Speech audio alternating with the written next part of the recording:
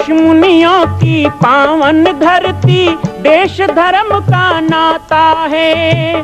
कहते सारे लोग यही हैं, गो हमारी माता है। जाग उठो ओ भारतवासी, जाग उठो ओ भारतवासी, गो पर छुरियां चलती हैं। बंद करो गो माँ की हत्या, सारी जनता कहती है। बंद करो गो माँ की हत्या, सारी जनता कहती है।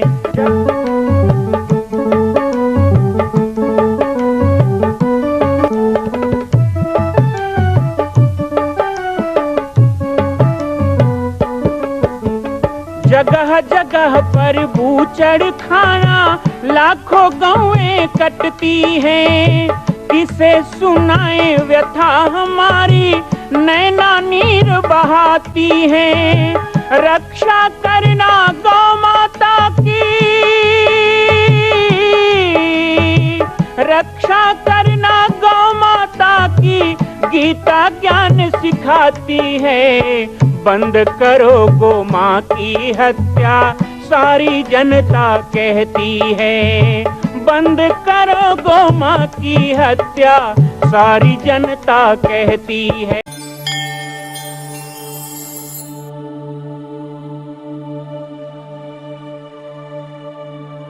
कृषिश्च सर्ववचनो नकारश्चादिवाचकः, सर्वादिपुरुषो व्यापी तेन कृष्ण प्रकीर्तितः। कृष्ण कौन है? का कृष्ण वो है।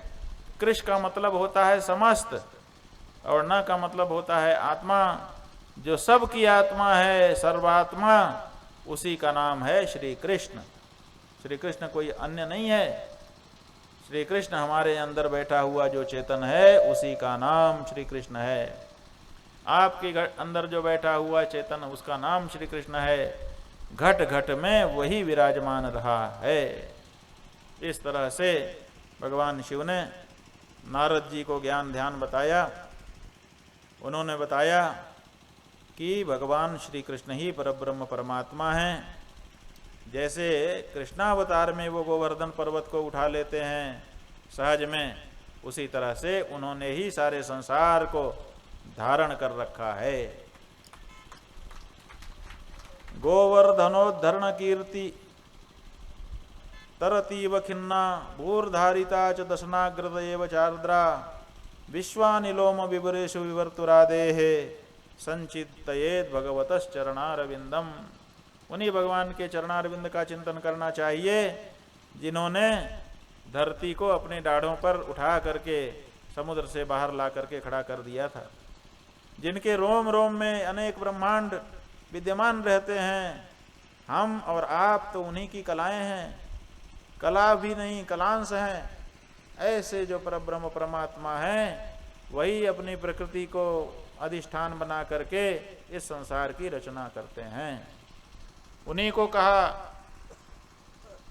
प्रकृतिम स्वामधिष्ठाय संभवाम्यात्ममायया, ब्रह्मस्वरूपा प्रकृतिर्न भिन्ना यया च सृष्टिं कुरुते सनातनः, स्त्रियस्त सर्वाः कलया जगत्सुमाया च सर्वे तया विमोहिताः।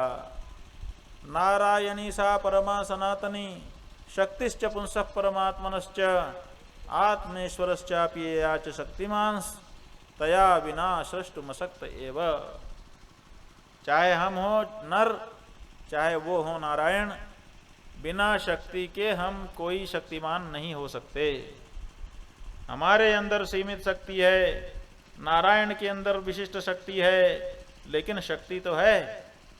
वही जो है सब में शक्ति के रूप में विराजमान रहती है। शक्ति के बिना संसार की रचना नहीं हो सकती। इसलिए वो जो मूल प्रकृति है, वही पूर्ण ब्रह्म स्वरूपिणी है। संसार की रचना करने का जब अवसर आता है, तो वही पूर्ण प्रकृति 5 रूपों में और फिर अनेक रूपों में विभक्त हो जाती है। उसी को प्रकृति कहते हैं।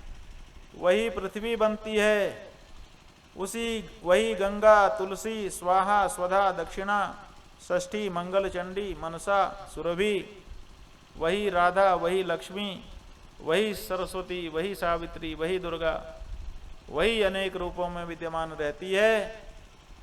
तो नारद जी ने नारायण ऋषि से कहा कि महाराज आप ऐसा करिए कि ये जो प्रकृति है इसी प्रकृति के बारे में हमको बताइए। हम प्रकृति को जानना चाहते हैं। अभी तक परब्रह्म को जानना चाहते थे, लेकिन जब ये जान लिया कि परब्रह्म परमात्मा अपनी प्रकृति से संसार की रचना करते हैं, प्रकृतिम स्वामधिष्ठाय, तो उन्होंने सोचा कि पहले प्रकृति को ही जान लेते हैं। प्रकृति को जान लेंगे तो फिर परमात्मा को जानना सरल हो जाएगा। तो प्रकृति शब्द है, उसमें दो शब्द मिले हुए दिखाई दे रहे हैं। एक है प्र जो उपसर्ग है और दूसरा है कृति। प्र का मतलब होता है प्रकृष्ट, उत्तम। प्रकृष्टवाचक प्रश्च, कृतिश्च सृष्टिवाचक। सृष्टौ प्रकृष्टा या देवी प्रकृति सा प्रकृतिता। बता रहे हैं कि प्रकृति माने क्या। प्र माने होता है प्रकृष्ट, बहुत सुंदर, और कृति माने कार्य। तो जिसकी कृति बहुत सुंदर है, जो बहुत सुंदर सुंदर चीजें बना सकती है, उसी का नाम है प्रकृति। सुंदर सुंदर है कि नहीं? ऐसे सुंदर सुंदर झरने हैं, ऐसे सुंदर सुंदर पेड़ हैं, ऐसे सुंदर सुंदर फूल हैं, ऐसे सुंदर सुंदर पुरुष और स्त्रियां हैं, ऐसे सुंदर सुंदर बालक हैं। आप देखते ही मोहित नहीं हो जाते हैं? नजर हटाने का मन कहाँ करता है आपका? एक से एक दृश्य संसार में दिखाई देते हैं। ऐसे सुंदर सुंदर दृश्यों को बनाने की सामर्थ्य किसी और में नहीं है। जिसमें है उसी का नाम है प्रकृति। क्यों? क्योंकि वही प्रकृष्ट कृति कर सकती है, दूसरा कोई नहीं कर सकता। ये प्रकृति कौन है? तो बताया ये प्रकृति कहीं अलग से नहीं आई है। ये श्री कृष्ण परमात्मा जो हैं, वही जब उनके मन में इच्छा जागती है कि हम सृष्टि की रचना करें, अकेले हैं, अनेक हो जाएं एक से, तब वही दो भाग में विभक्त हो जाते हैं। पुमांश्च दक्षिणार्धांगो वामांगः प्रकृति सुप्रतः। उन्हीं का जो दायां भाग है वो पुमान माने पुरुष हो जाता है, और जो बायां भाग है वो प्रकृति हो जाती है। प्रकृति माने स्वभाव। तो भगवान अपने स्वभाव का स्मरण करते हैं और उसी स्वभाव से फिर रचना करना शुरू कर देते हैं। जैसे अग्नि में दाहिका शक्ति है, जलाने की शक्ति है, वो अग्नि से अलग नहीं हो सकती है। अग्नि से अलग होगी तो अग्नि अग्नि नहीं रह जाएगा। उसी तरह से आत्मा की शक्ति है, वो भी आत्मा से कभी अलग नहीं हो सकती। परमात्मा की शक्ति है, वो भी परमात्मा से कभी अलग नहीं हो सकती। इसीलिए शिवशक्त्या युक्तो यदि भवति शक्तः प्रभवितुम। शिव और शक्ति कभी अलग नहीं होते हैं, एक दूसरे से सदा जुड़े रहते हैं। इसीलिए जो संसारी लोग हैं वो तो स्त्री और पुरुष की भावना रखते हैं, लेकिन जो विद्वान हैं वो किसी को स्त्री के रूप में, किसी को पुरुष रूप में नहीं देख करके एक व्यक्ति के रूप में देखते हैं। क्यों? क्योंकि वो जानते हैं कि ये परमात्मा का ही अंश है। जैसे बताया कि सुनार सोने से संसार बनाता है, आभूषणों का, कुम्हार मिट्टी से संसार बनाता है, मिट्टी के बर्तनों का, उसी तरह से परमात्मा अपनी शक्ति से इस सारे संसार दृश्य प्रपंच की रचना कर देता है।